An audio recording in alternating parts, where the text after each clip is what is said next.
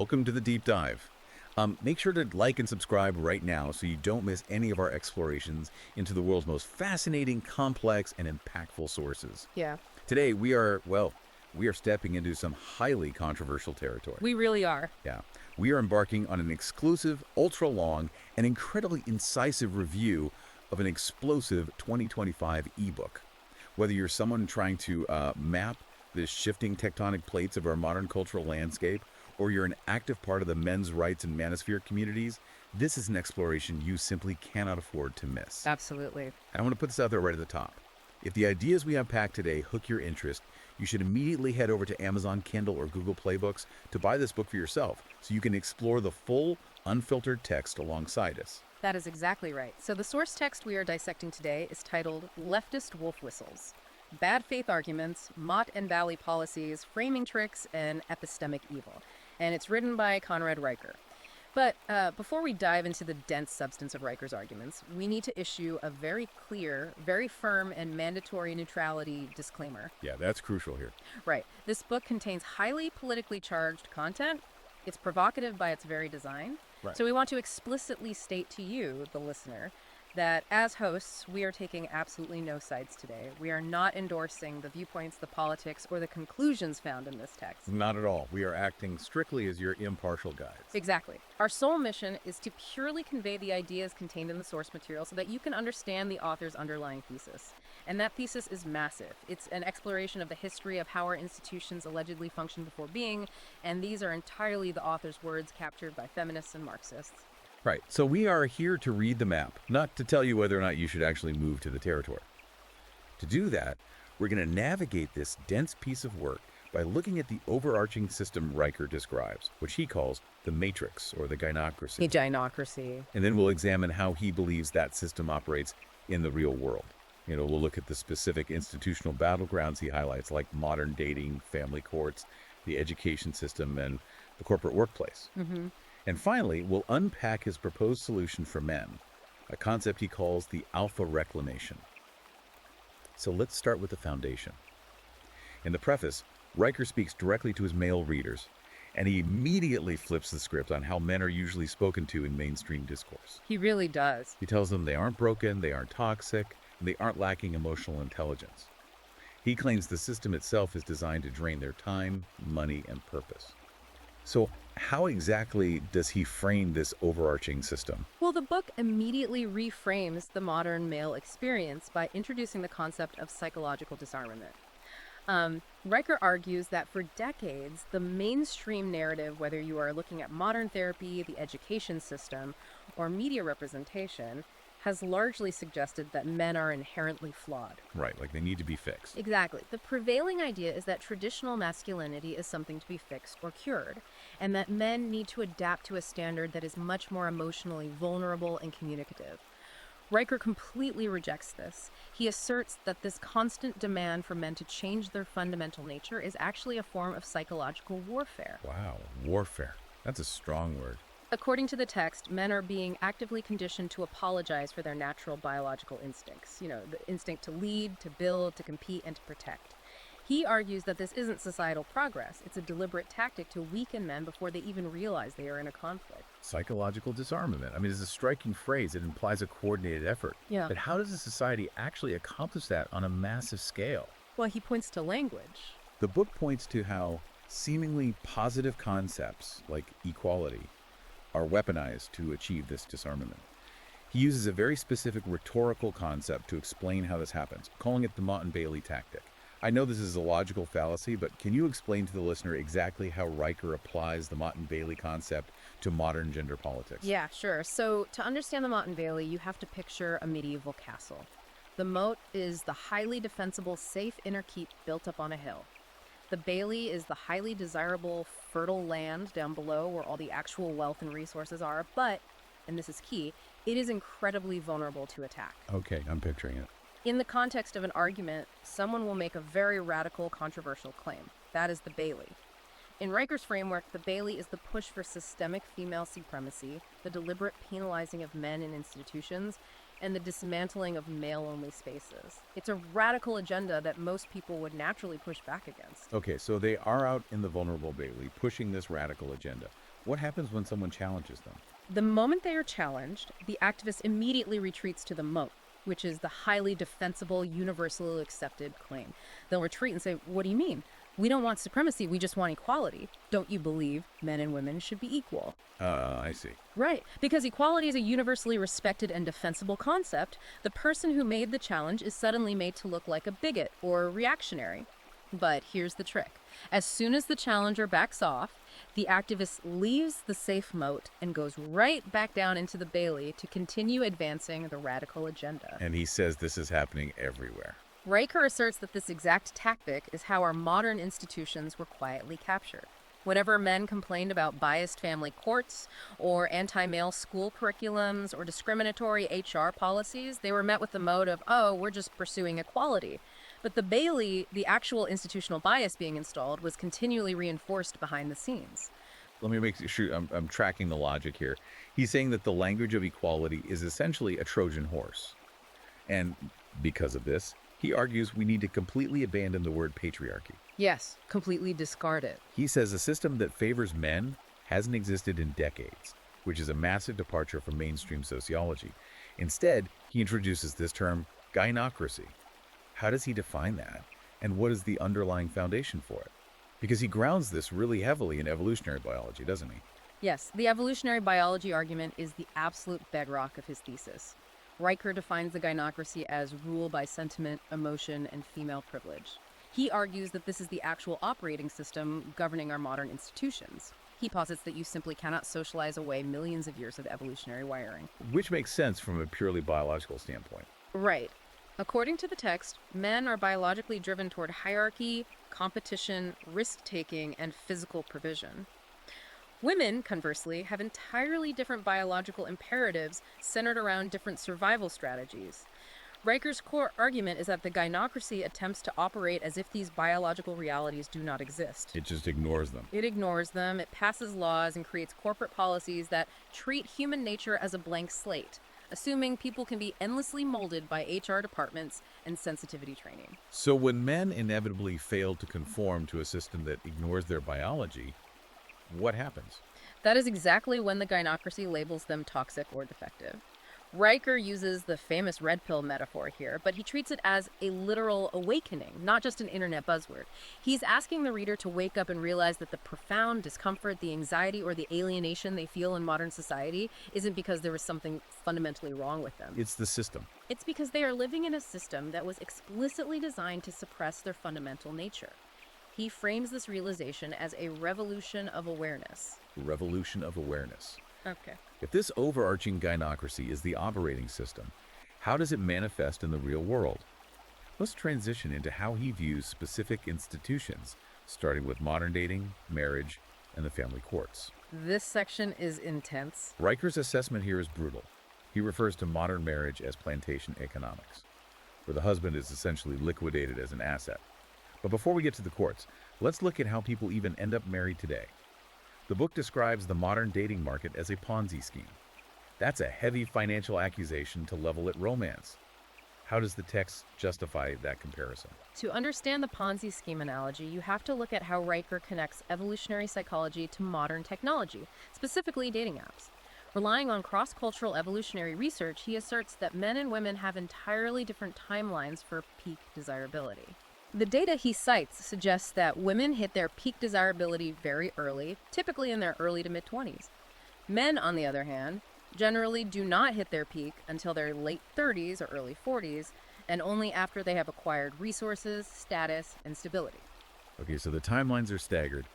How does that turn into a Ponzi scheme? Riker argues that modern dating apps allow young women to massively leverage their early peak to extract attention, free meals, and validation from an enormous global pool of men. Meanwhile, young men are told by society to be patient, to put their heads down, to work hard, and to build themselves. Right, be the good guy. Be the good guy. It becomes a Ponzi scheme because the young men doing the building, the early investors in the market, are almost always discarded. Riker introduces a concept here. He claims women hypergamously trade up. Break that term down for me. What does hypergamously trade up actually mean in the context of the book's argument? In layman's terms, hypergamy is the evolutionary instinct to mate with someone of higher status. Riker argues that women wait for the finished product, the older established man who has already built his wealth, rather than investing their youth in the young man who is still building his life. Leaving the young guys with nothing. Exactly. The young men at the bottom of the pyramid are the marks. They are investing time, money, and emotional energy into a dating system that offers them zero guarantee of a return on their investment. Does the author provide concrete examples of what this looks like for the average guy? Because abstract theories are one thing, but how does this play out on the ground? He provides a deeply illustrative anecdote about a man he calls James D. James is a 38-year-old successful surgeon. He earns a mid-six-figure salary, he drives a Tesla, he exercises, he does charity work. He's the catch. By every metric the mainstream culture provides, James is the definition of the finished product that men are told to become. Yet Riker details that James spent $40,000 on dating apps and matchmakers over a 3-year period. $40,000 just to get a date. Exactly. And the numbers get worse. James matched with over 1,200 women and went on 80 physical dates. But according to the book, not a single one of those dates turned into a committed relationship. Oh. Riker analyzes the why behind this. He claims that the absolute minute James brought up the concept of marriage, which is the biological and social outcome he was wired to desire, the women ghosted him. Riker's conclusion is that these women weren't actually looking for a life partner, they were mining for options. Mining for options. They were stringing James along to extract the emotional labor, the high-end dinners, and the validation, all while keeping their calendars open for a 45-year-old CEO with even more resources. The text uses James to paint a picture of men as entirely disposable stepping stones in the modern dating market. So if a man manages to survive this Ponzi scheme and actually gets married, what happens when it falls apart? This brings us to the family court system, which the book views as the ultimate trap. You mentioned the term plantation economics earlier. How does Riker apply that to divorce? The plantation economics metaphor is central to his critique of the courts. Riker argues that the moment a man enters family court, he ceases to be viewed by the state as a human being with rights. Instead, he is viewed purely as a financial asset. A walking ATM. Yes. His future labor is essentially captured and liquidated for the benefit of the mother and the state apparatus. The book details several cases that seemingly defy common sense to prove a darker point. Riker argues the system isn't broken or malfunctioning. It is functioning exactly as it was designed, to relentlessly extract male resources. I want to dig into the specific cases he cites, because some of them sound unbelievable. Take the Robert Klein case from 2019 in New York. Sure. The book notes that Robert, an HVAC technician, was thrown in jail. Not for a violent crime, but for refusing to pay child support. Right? But the detail that stands out is that the child in question was 23 years old. He was married, living with his wife, and working full-time at a bank. How on earth does a legal system justify jailing a man for not supporting a married, fully employed 23-year-old? According to Riker's deep dive into the legal mechanics of the case, it came down to a specific legal loophole regarding emancipation. The court held Robert in contempt because his son had never been officially legally emancipated by a judge's signature. That's insane. The physical reality of the situation, that the son was a fully independent married adult, was completely irrelevant to the court. The legal paperwork, the bureaucratic mechanism of extraction, was the only thing that mattered. So the map became the territory. The paperwork overrode reality. What is Riker's takeaway from that? Riker's uses the Klein case to argue that the family court system does not actually care about child welfare, which is the mot they retreat to when challenged. If the system truly cared about the child's welfare, it would look at the 23-year-old and see that he is perfectly fine. Right, he's a married adult with a banking job. Instead, the system wants cash flow. It views the father as a permanent debt slave. The book quotes Robert Klein as saying, "I guess I'm supposed to support him until he dies." Riker presents this not as an anomaly, but as a form of state-sanctioned extortion designed to punish the male. State-sanctioned extortion. And the book claims this leads to some incredibly dark, hidden realities for men, right? He brings up the van life phenomenon. But we aren't talking about the glamorous Instagram influencer version of van life with fairy lights and a surfboard. No, not at all. Riker points to a specific Reddit community, Marmella Van Life, which hosts around 1,200 men. The book cites a staggering statistic from this group. 68% of these men are living in their vehicles, specifically because divorce and the ensuing family court judgments completely obliterated their finances. Wow. They didn't choose this life for the adventure, they were forced into it for survival. Does he profile anyone specific from that community? Because statistics are one thing, but the human element is what makes this real. He profiles a man named Darren Klein. Darren was a senior software engineer, a high earner who was married for 14 years. After a brutal divorce, Darren now lives in a converted Sprinter van, which he explicitly refers to as his alimony-proof home. Alimony-proof. To meet his court-mandated obligations, he works 60 hours a week doing DoorDash and freelance coding on Fiverr. He does all of this just to afford the $3,200 a month he is mandated to pay in combined child support and alimony. By living in a van, Darren ensures that the state has no real estate, no major physical assets left to seize. Riker points out that this isn't freedom for Darren. It is a desperate survival tactic against a legal system that treats marriage like a hostile corporate takeover. Okay, play devil's advocate using Riker's own framework for a moment. Society constantly hears about the deadbeat dad, the guy who just abandons his financial responsibilities out of pure selfishness. How does the book reconcile the deadbeat dad narrative with these claims of systemic extortion? Riker completely dismantles the deadbeat dad myth using empirical data. He argues that the cultural narrative of the selfish father is just another tool of the gynocracy to justify extracting resources. He cites a highly detailed 2021 Urban Institute study. That study found that an astonishing 70% of unpaid child support is not due to a malicious refusal to pay. It is actually due to the father's unemployment or severe underemployment. Wait, so the vast majority of men who aren't paying simply cannot pay? Precisely. Yet, despite this data clearly showing a lack of ability to pay, the state routinely jails these men for the debt. Riker likens this to bringing back 18th century debtors' prisons, but applying them exclusively to men. The logic is entirely punitive. If you lose your job, you do not get a reprieve or a restructuring of your debt. You get a jail cell, which ironically makes it completely impossible to earn the money you owe. It proves, in Riker's eyes, that the cruelty is the point. Let's take this a step further, because the financial bias is one thing, but the book claims the bias extends to the very concept of fatherhood and biological reality. Let's talk about the Robert Smith case in Texas, which deals with paternity fraud. Walk me through what happened there. The Robert Smith case is perhaps the most infuriating example Riker provides. Robert paid $800 a month in child support for 15 years. He loved the child, he was actively involved. But then, a routine medical issue led to a DNA test. That test conclusively proved he was not the biological father. The mother had lied to him for a decade and a half. So he takes this irrefutable DNA evidence to the judge. What does the court do? Surely they stop the payments and pursue the mother for fraud. You would assume so, based on common sense. But when Robert took this to court, the judge essentially told him, tough luck. The court relied on a legal doctrine called equitable estoppel. Okay, we need to pause and unpack that term. What exactly does equitable estoppel mean in plain English, and why does the book say it's biased? In layman's terms, equitable estoppel is a legal principle that prevents a person from going back on their word or their past actions if someone else has relied on those actions. In the context of family court, the judge decided that because Robert had played the role of the father for 15 years, he had established a precedent. Therefore, he was permanently legally obligated to continue assuming the financial liability regardless of the biological truth or the mother's deception.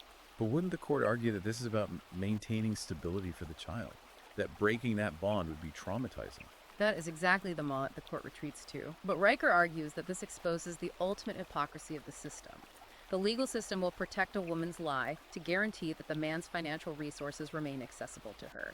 It is literally called paternity fraud, yet the victim of the fraud, the man who is lied to, is the one who is punished with a lifetime of indentured servitude. Riker uses this to show that male biology and truth mean nothing to the state. Only male utility as a wallet matters. And if the court claims it cares about the psychological bond between fathers and children to justify equitable estoppel, how does the system treat that bond in normal custody disputes? This is where Riker introduces the tender years doctrine. He argues that family courts still operate on this unscientific, fossilized belief that young children inherently need their mothers more than their fathers. Even though laws in progressive states like California explicitly state that joint custody is presumed to be in the child's best interest, Riker points out that judges routinely bypass the law. How do they get around it? They do this by vaguely citing an unquantifiable emotional bond with the mother, thereby awarding her primary custody and consequently the child support checks. And what happens when the mother weaponizes that bond? Roker talks about parental alienation, right? Yes, and this is crucial. Parental alienation is a form of psychological abuse where one parent actively tries to destroy the child's relationship with the other parent. Riker points out that when mothers engage in this, courts largely ignore it. He argues that acknowledging parental alienation would require the gynocracy to admit something fundamentally forbidden, that mothers can be abusive, vindictive, and deceptive. This would violate the core societal tenet of female victimhood and maternal purity. Does he have an example of the courts ignoring this? He gives a chilling example of a California father. His ex-wife texted their young children daily, sending messages like, "Daddy is dangerous and Daddy wants to hurt us," until the kids were so terrified they stopped taking his calls entirely. The father took these texts to court to prove emotional abuse. The court did absolutely nothing. They wrote off the texts as the mother's emotional distress during a difficult transition. Meanwhile, the father was completely bankrupted by legal fees, trying to save his relationship with his kids, and he eventually lost them entirely. The financial trap seems inescapable.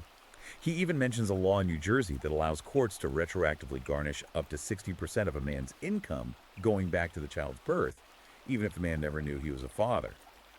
Just imagine waking up at 35 with a $90,000 bill because of a brief encounter in college.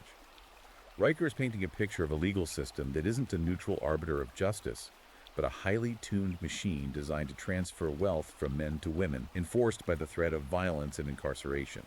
That's his exact argument. If the family courts are where men lose their assets and your children, Riker seems to argue that the groundwork for that compliance is laid much earlier. Let's transition to his views on the education system and the mental health crisis. He claims that schools actively pathologize boyhood. What does he mean by that? Rikers argues that the modern education system is entirely misaligned with the natural biology and psychology of boys. Schools, he claims, are meticulously designed to produce what he calls docile learners.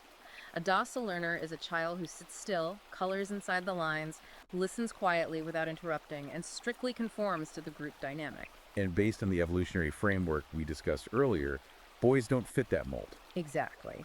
The problem, according to Riker's premise, is that boys are not naturally docile. They are biologically wired to be energetic, to explore their environment physically, to compete with one another, and to constantly challenge boundaries. But instead of accommodating this natural energy, perhaps with more recess, hands-on learning, or competitive structures, the system views this energy as a disease. It's treated as a pathology. Natural male energy is swiftly diagnosed as ADHD and medicated away. Natural confidence is labeled as arrogance. The innate desire to compete and win is deemed toxic masculinity. Riker argues that the modern classroom is no longer a meritocracy based on academic achievement. It is a compliance training facility that heavily favors female behavioral norms. This reminds me of the story he tells about the physics teacher in Ohio. Walk me through that, because it perfectly illustrates what happens when raw male output clashes with compliance training. Yeah, it is an incredibly frustrating anecdote. The book details a high school physics teacher in Ohio who had a brilliant male student. During an independent study block, this student managed to independently derive Newton's laws of motion from first principles. This is absolute genius level college read work for a high schooler, but the teacher was forced by the curriculum rubrics to mark the kid down. Why? If you prove the math, what was the issue? Because the student refused to participate in the mandatory group reflection circle about the project. His actual brilliant, solitary output mattered less to the grading system than his refusal to engage in an emotional, collaborative, highly socialized exercise. Riker uses this specific example to show how intellectual excellence in boys is actively suppressed and penalized if it doesn't conform to feminized collective behavioral standards. It seems like that's just a byproduct of a bad rubric, though. Does Riker think this is an active ideological conditioning process? He absolutely does, and he claims it starts incredibly early and can be overtly hostile. He points to school districts across the country that are rolling out mandatory male privilege modules for young students. He cites a specific curriculum utilized in Seattle where young, elementary-aged boys were instructed to write apology letters to the girls in their class simply for taking up space. Wait, they weren't apologizing for bullying or bad behavior, just for existing. Just for existing as boys. Riker argues the message is systematically implanted from kindergarten. Female identity is inherently oppressed and therefore automatically virtuous, while male identity is inherently oppressive and therefore requires constant apology, self-diminishment, and atonement. What happens when a society takes that to its absolute logical extreme? For that, Riker points to Sweden. Sweden went full tilt into a nationwide gender-neutral education experiment in their preschools. They banned gendered language entirely. Teachers were forbidden from saying boys or girls, referring to everyone only as friends, or using a newly invented gender-neutral pronoun. They removed all toy guns, all competitive games, and praised only genderless expression.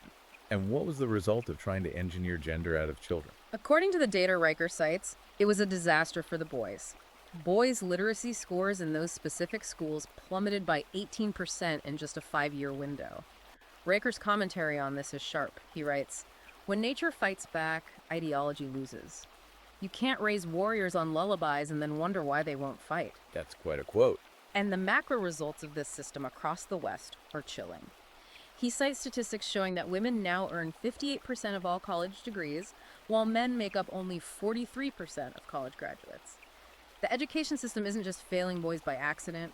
Riker argues it is leaving them behind by design. If the schools are breaking boys down, how does that manifest when they become adults? This leads directly into what Riker calls the feminist double bind. I know he spends all of Chapter 6 on this. Can you explain what a double bind is and how he applies it to men's mental health?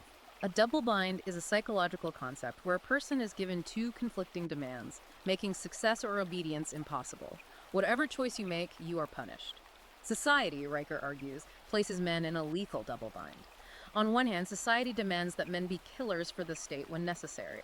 They are expected to fight the wars, to do the grueling, dangerous jobs that keep the lights on, and to be the stoic heroes who run into burning buildings when a crisis hits.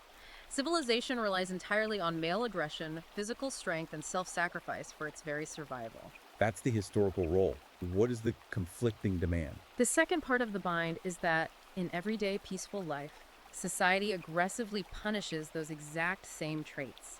It medicates male aggression into numbness in schools. It labels their natural confidence as toxic in the workplace. It demands they be emotionally vulnerable, passive, and communicative. But they can't actually do that, can they? No, and this is the crux of the trap. When men do show vulnerability, when they do cry or ask for help, they are immediately mocked as weak, whiny, or unmanly by both women and the institutions that demanded they open up in the first place. They are expected to absorb abuse silently, serve the system, and stay quiet. That sounds incredibly isolating. Yeah. How does the book quantify the toll this takes on men? He illustrates the lethality of this double bind with devastating statistics regarding the mental health crisis and physical danger. Society operates on the narrative that men hold all the systemic privilege, but Riker points out that the empirical reality of male suffering completely contradicts this. He cites that the male suicide rate is 3.6 times higher than the female rate. Suicide rates for divorced fathers, tying back to the family court section, are 5 times higher than for divorced mothers. Men hold 93% of the most dangerous jobs in America. We're talking about coal mining, high-rise roofing, commercial fishing, combat roles. Consequently, men account for 97% of all workplace fatalities. Men are quite literally dying to keep civilization running. So how does the system respond to these crises? Do the resources match the mortality rates? That is the most damning part of his argument. Despite these overwhelming, undeniable crises of male death and despair, Riker notes that 90% of federal mental health grants are directed specifically toward women and girls. He labels this systemic warfare. The overarching system extracts male labor and male life to build and maintain the infrastructure, but outright refuses to allocate resources to heal the trauma it inflicts upon them. He argues it is a completely disposable view of male life. Let me see if I can anticipate the author's logic here. Why would the system ignore the data? Is it just malice or is it structural? Riker believes it is structural necessity. He argues the gynocracy only values men for their utility as resources to be taxed or protectors to be deployed. Once a man ceases to be useful, or once he is injured and needs help himself, he becomes invisible. Furthermore, the overarching narrative of female victimhood is the central pillar of the gynocracy's power. If the institutions were to acknowledge the male suicide crisis or the workplace fatality disparity, it would require dismantling the foundational myth of universal male privilege. They cannot allow the data on male suffering to disrupt the narrative of female oppression, so the suffering is simply ignored. Okay, we've seen how Riker views the destruction of men in marriage and in the schools. So let's look at the men who survive all of that and enter the workforce. Let's transition to the corporate world, what he calls the corporate woke coup, and the phenomenon of the beta uprising. The book argues that the corporate boardroom is no longer about profit or meritocracy. If it isn't about making money, what is it about? According to chapters 14 through 17, the corporate world has been entirely captured by what Riker terms the diversity industrial complex. This is a vast, interconnected network of HR enforcers, diversity consultants, and compliance officers whose entire existence relies on policing speech and behavior rather than driving actual revenue or building better products. So power has shifted from the engineers and the salesmen to the HR department. Exactly. Riker posits that real power in the modern corporation has shifted away from the executives driving profit and into the hands of those who police ideological purity. He provides a stark example involving a highly competent, top-performing software architect at IBM. What about that? This employee had a spotless record, brilliant performance reviews, and was crucial to his team. However, during a mandatory company-wide male accountability workshop, he simply raised his hand and questioned the premise of the training. He calmly expressed that it felt less like professional development and more like political indoctrination. He didn't yell, he didn't insult anyone, he just questioned the framework. For merely questioning the premise, he was fired. Just fired on the spot for asking a question. Did he fight it? He did, and he eventually settled a wrongful termination lawsuit for $1.2 million. But Riker points out that the financial settlement doesn't matter to the diversity industrial complex. The message was successfully sent to the entire company. Ideology trumps merit. You can be the absolute best at your job, you can generate millions in revenue, but if you do not submit to the dogma, you will be purged. And the book details how these internal enforcement mechanisms work, right? It's not just random firings. There are organized structures. Look at what he says happened at Uber. The Uber example is fascinating. Riker writes that Uber, in an attempt to appease public pressure, created an internal culture squad. This squad was given unprecedented authority to investigate senior executives for any perceived cultural infractions. But here's the catch. The squad was made up entirely of non-managers, and it was overwhelmingly composed of women and minorities. What did this culture squad actually accomplish? In a single year, they launched formal investigations into 17 senior executives. All 17 of the executives investigated were men. 0 women or minorities were investigated. Riker calls this a kangaroo court with a predetermined target list. He uses this to illustrate an environment where men are forced to walk on eggshells, constantly aware that one misinterpreted comment, one joke, or one anonymous accusation can end their entire career with absolutely no due process. But here's where the book takes a really sharp, almost psychological turn. It would be easy for Riker to just blame women or feminist activists for this corporate culture, but he doesn't. He actually aims a massive amount of his venom at other men, specifically male feminists and corporate allies. He calls this the beta uprising. What is the psychology behind the beta uprising? This is a crucial, defining part of Riker's analysis. He asks a fundamental question. How did a system so hostile to men gain such absolute control over male-dominated spaces like tech and corporate boardrooms? His answer is that weak men, whom he categorizes evolutionarily as betas, actively facilitated the hostile takeover. Why would men help build a system that ultimately harms men? Riker argues that these men are acutely aware that they cannot compete with alpha men on the traditional grounds of physical strength, raw competence, charisma, or leadership. Because they cannot win the traditional game, they attempt a different strategy to gain social status and female attention. They adopt and ruthlessly enforce feminist ideology. To what end? Well, Riker calls them the immune system of female supremacy. They attack other men from within the organization to prove their loyalty to the gynocracy.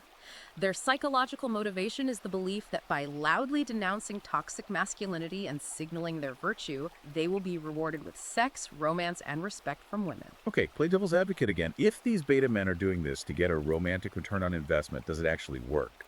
Because Riker leans heavily on data. What does the data say about the male feminist strategy? Rikers argues they are completely deluding themselves, and he pulls out a devastating 2022 Stanford study to prove it. This study looked at the social and romantic outcomes of men who loudly identify as allies. The study found that men who publicly denounce masculinity are 3.2 times more likely to get social invitations from female-dominated circles. So they get invited to the brunches, the book clubs, the HR mixers. Yeah. They get proximity. Yes, they gain immense social proximity. But, and this is the massive, undeniable but that destroys their strategy, the study found they see a 0% increase in sexual intimacy with those women. None. Statistically 0. Riker says they are essentially acting as the pet intellectuals of the sorority house. They are kept around for validation and labor, but they are still sleeping alone. The anecdotes he uses to illustrate this are brutal. He tells the story of a guy he calls Chad the Conchu. Correct. Tell me about Chad. The book describes Chad at a house party. Chad spends his entire evening smugly lecturing a room full of people about proper pronoun usage in the patriarchy, desperately trying to impress a specific woman in the group. He is performing the ultimate beta ally routine. But 5 minutes later, Riker notes, the woman Chad was trying to impress is seen texting the bouncer of a local club.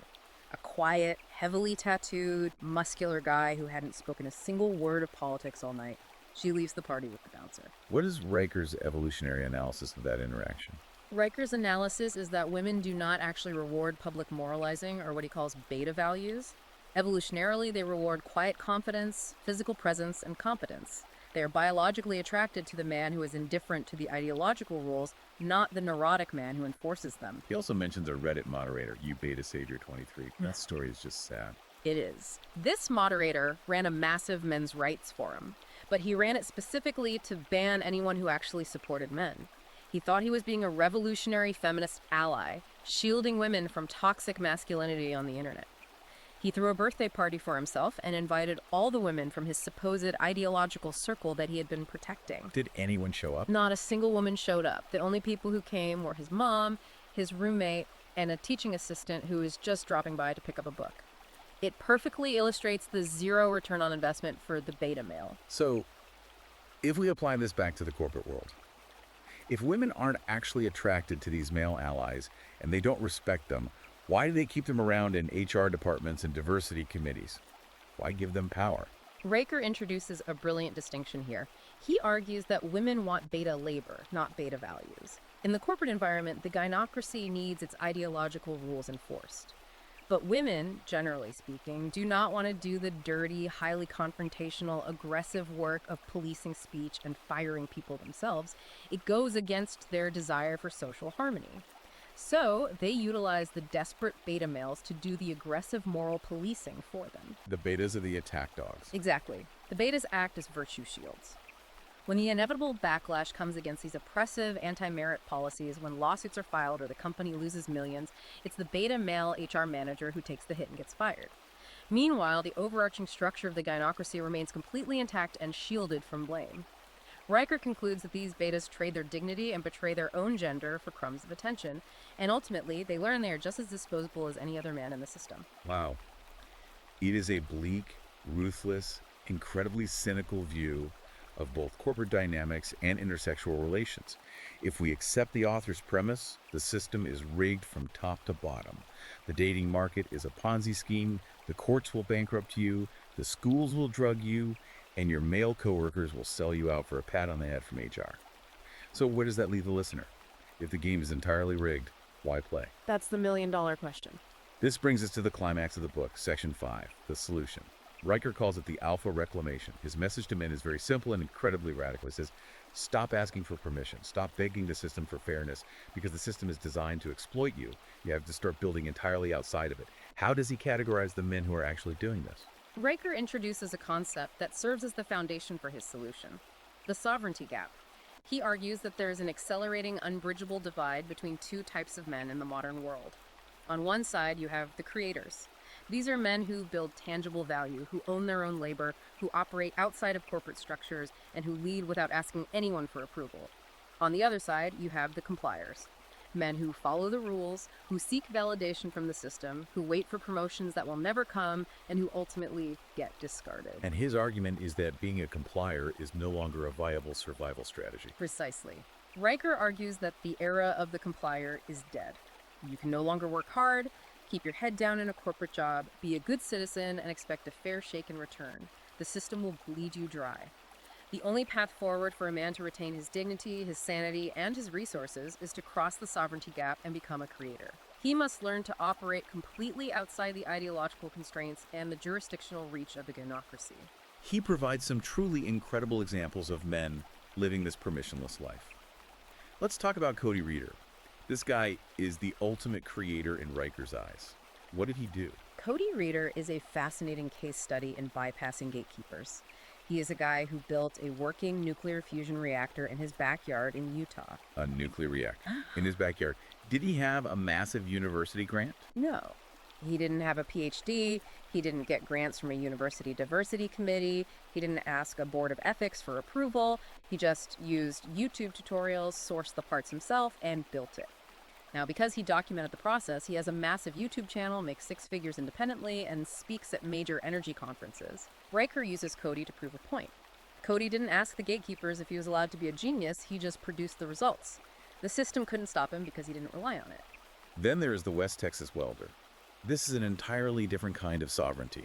Paint a picture of this guy's life. The West Texas welder is Riker's archetype for physical and financial off-grid independence. This man bought cheap land and built a 1,200 square foot homestead entirely from scrap metal. He grows his own food, he runs his property on solar panels, and he makes $180,000 a year selling custom steel sculptures online. He operates almost entirely in cash and crypto. He is completely untaxed and unregulated. What happened when the system tried to reel him back in? The book recounts a story where a local county bureaucrat came out to his off-grid property to try and shut him down for lacking proper building permits. The welder didn't get angry. He didn't hire a lawyer to fight the system. He simply looked at the bureaucrat and said, "I don't live in your world. Try arresting the wind." He understood that the bureaucrat had zero actual leverage over him. The system was irrelevant. That, Riker argues, is the ultimate definition of male sovereignty. And Riker scales this concept up, right? He doesn't just look at guys in the desert. He looks at high-profile cultural figures that the manosphere reveres. Let's talk about how he analyzes Andrew Tate. Because Tate is obviously a highly controversial figure, but Riker looks at him mechanically, right? Yes. Riker sets aside any moral judgment of Tate's lifestyle or current legal troubles to analyze the mechanics of his success. Tate was systematically banned from every major social media platform, debanked, and vilified by the mainstream press. Yet, despite being completely exiled by the Matrix, he built a digital empire estimated to be worth $500 million from a compound in Romania. How did he do it without the platforms? By building parallel structures. He built his own camera setups, leased his own independent servers, and created decentralized, affiliate-based marketing networks that couldn't be shut down by a single CEO in Silicon Valley. Riker argues that the establishment doesn't hate Tate because he's a misogynist or because he's dangerous. They hate him because he empirically proved that a man doesn't need their permission, their platforms, or their approval to become a billionaire. He exists entirely outside their control, which terrifies them. He makes a similar point about Jordan Peterson, right? Bypassing the traditional gatekeepers of intellectualism. Exactly. When Peterson wrote 12 Rules for Life, traditional publishers wanted to heavily edit the content to align with modern sensibilities. Peterson refused. He self-published and used the internet and long-form podcasts to sell 5 million copies via direct-to-consumer word of mouth. He completely bypassed the literary gatekeepers.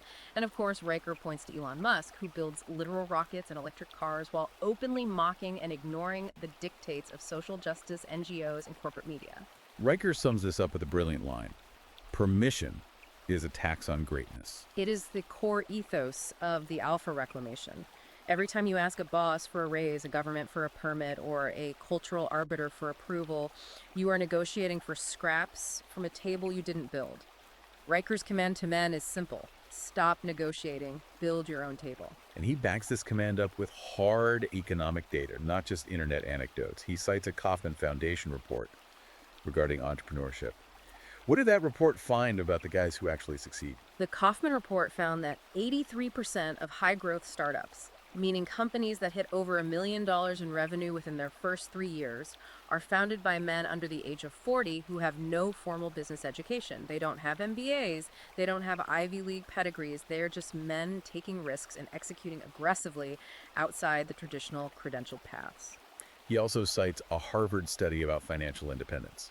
Yes, the Harvard study notes that men who start their own businesses before the age of 35 are 3.2 times more likely to achieve total financial independence by the age of 45 compared to men who stay in the corporate ladder. So the data supports the exit strategy. Based on all of this, what is the specific tactical advice Riker gives to his readers in the manosphere? If a guy is listening to this and wants to start the Alpha Reclamation, what are the steps? Riker's tactical advice is incredibly concrete. First, delay marriage indefinitely. Do not enter into a legal contract where the state has a financial incentive to ruin you. Second, secure your assets. Move wealth into crypto, precious metals, or off-grid real estate that cannot be easily seized by a family court. Third, prioritize brotherhood. Build tight-knit male networks that are not based on therapy, vulnerability, or submission, but on building, investing, and winning together. Fourth, start a side hustle immediately. Learn to fix cars, write code, flip houses, or sell digital products. Riker writes that the very first dollar you earn entirely outside the corporate W-2 system is the first brick in your fortress of sovereignty. Let's bring this all together. What this ultimately leads to is a complete redefinition of what male privilege actually is. The mainstream narrative tells us that male privilege is holding the corner office, or sitting on the board of a Fortune 500 company, or being a politician. How does Riker redefine privilege in the context of the Alpha Reclamation? Riker argues that the men in the corner offices aren't privileged at all. They are high-paid slaves to the diversity industrial complex. They live in constant fear because they can be fired and have their reputations destroyed for a single wrong word or a bad PR cycle. They have no actual power. Real male privilege, according to Riker, is biological and psychological. It is the capacity to simply walk away. The power of the exit. Precisely. It is the ability to endure physical hardship, to go off-grid, to build something tangible with your own hands, a house, an engine, a server network that cannot be legislated away by HR or seized by a family court judge. He asserts that the true hidden power of men is that society relies entirely on their labor, their taxes, and their infrastructure to survive. If the men who build and maintain the world collectively decide to stop playing a rigged game, to stop seeking the approval of the gynocracy, and instead focus entirely their energy on building their own parallel structures, the existing system will simply collapse under its own bureaucratic weight. Because it produces nothing. It only extracts. Exactly. The Alpha Reclamation isn't about protesting in the streets or begging the government to pass fairer laws. It is about quietly withdrawing consent, labor, and resources from a system that fundamentally hates you. What an incredibly intense, uncompromising journey through Conrad Riker's worldview. We've covered a massive amount of ground today. We looked at his premise of the matrix and the gynocracy, and how the concept of equality has been weaponized through Mott and Bailey tactics to psychologically disarm men. We waded through the brutal statistics and the heartbreaking stories of the family courts, the alimony traps, the paternity fraud, and the men driven to live in vans to escape state-sanctioned extortion. We examine the education system's war on boyish energy and the deadly double bind that demands male sacrifice while entirely ignoring male suffering. We unpack the corporate woke coup and the pathetic zero ROI reality of the beta uprising. And finally, we looked at the Alpha Reclamation, the radical call for men to stop asking for permission, to bridge the sovereignty gap, and to start building their own parallel empires in the real world. We must acknowledge the sheer weight, the density, and the fascinating incisiveness of the material we reviewed today. It is a sweeping, controversial, and fundamentally radical reframing of how our modern institutions operate. It really is. It is a thesis that demands attention, regardless of whether you agree with its premises or find them abhorrent. Riker is articulating a deep systemic frustration felt by a significant and growing portion of the male population. By framing the history of our institutions as a deliberate process of capture and weaponization, he provides a cohesive and highly combative lens through which his audience can interpret their struggles. The concept of withdrawing from mainstream institutions to build parallel, permissionless lives is a powerful psychological tool for those who feel marginalized and exploited by modern society.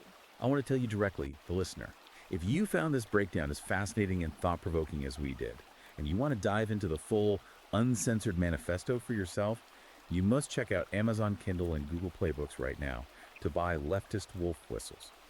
You truly need to read the source text to grasp the full intensity and the granular detail of his arguments. Furthermore, if you want to follow the author for his ongoing uncensored content, you need to subscribe to his Substack at conradriker.com. You can also find him on Twitter at @ConradRiker and on YouTube at @ConradRiker. Do not miss his continuing work. And please remember to like and subscribe to The Deep Dive right now so we can keep bringing you these incredibly detailed explorations of the world's most fascinating and impactful sources. As we conclude, let's connect everything we've discussed back to the broader implications of Riker's manifesto. He is urging a mass exodus of competent, driven men from the foundational institutions of society. This raises a critical, existential question about the future of our civilization. Exactly. I want to leave you with a final provocative thought to mull over on your own. If this sovereignty gap continues to widen, and if millions of the most driven, capable men actually heed Riker's call, if they completely opt out of mainstream corporate America, abandon the traditional education system, and refuse to participate in the institution of marriage in order to build their own parallel, off-grid empires, what does the mainstream society they leave behind actually look like 50 years from now? Can a civilization sustain itself when its builders decide they no longer wish to participate? Think about that. Thank you for taking this deep dive with us.